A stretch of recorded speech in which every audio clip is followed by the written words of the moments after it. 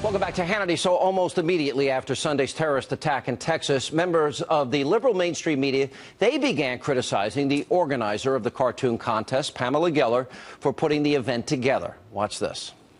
This is going to draw attention to Pamela Geller and her extremist views, but the fact of the matter is that people need to confront them. An anti-Islamic group held a contest on who could be the nastiest nastiest cartoon of Muhammad. Do you believe that people set that kind of a mousetrap? I remember in the old days when the Communist Party and the Nazi Party would sort of team up in a weird, sick, sort of symbiotic way. One would have an event, the other would attack it, you know?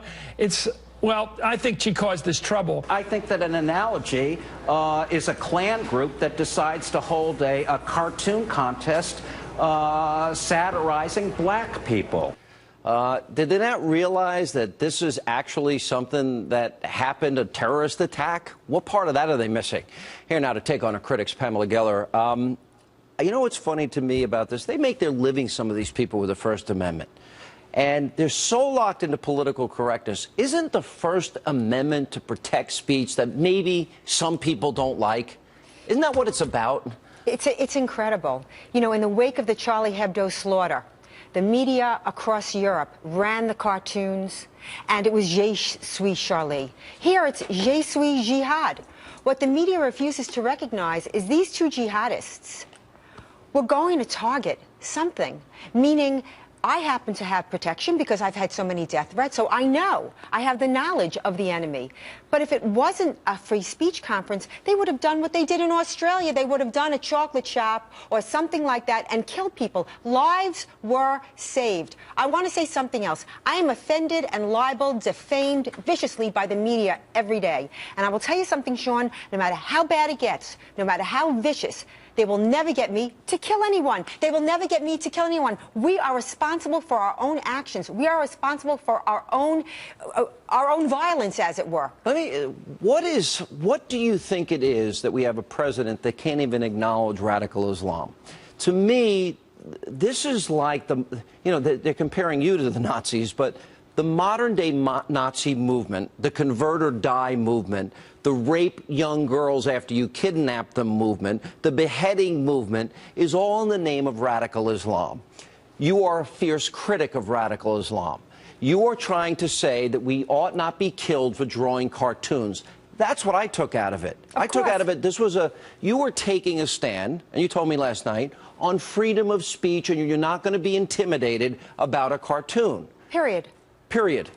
The former Muslim who won this contest that the media will not show, and I encourage everyone to go to PamelaGeller.com and look at that cartoon. It's a cartoon. It's a cartoon, and they're turning themselves inside out, and they won't run it. They won't run a cartoon. What's next? Look, the Christians are being slaughtered in the Middle East and Africa because they won't convert to Islam. So it's their fault. There's a slaughtering of Christians. We have young girls kidnapped and raped. We have this repeated threat to wipe Israel off the map.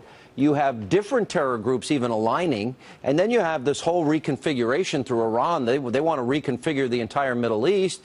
This is a battle of civilization. And yet we don't identify it. No. They are rewarding jihad terror. They are rewarding violent intimidation. Where does this go? Where does this lead? It leads to a thugocracy. That's where it leads. Would they have blamed the Jews for the Nazis? Would they have blamed a girl for a rape if her skirt was too short? Think about this. They're blaming the victim. But you knew, because of what happened at Charlie Hebdo, you knew that what happened, the Danish cartoons, you knew, we can go back to Salman Rushdie for that matter. Yes, you knew that there was risk to do an event like this. Why did you feel so important about that? Why was this so important to you to do? It was important, A, because I wanted to stand with the Charlie Hebdo victims. That free speech will not be abridged. We will not give in to violence. And the fact is, it's here. Why do you think there's so much fear to go after radical Islam? Why? Why are people afraid to identify it? Because they cut your head off. I mean, they really cut your head off. James Foley was a journalist. They are slaughtering journalists en masse. Who has more at stake in this war than freedom of the press? You know what no one's ever asked President Obama that I would like to have asked? Did you ever watch the beheading videos? I would like to know if he I've watched them. I watched the Coptic Christians simultaneously beheaded. I've seen we heard about the girls that were kidnapped by Boko Haram. And we Horrible. now heard they came back, they've been raped and pregnant. You know, is he aware of these things? Nobody ever asks him.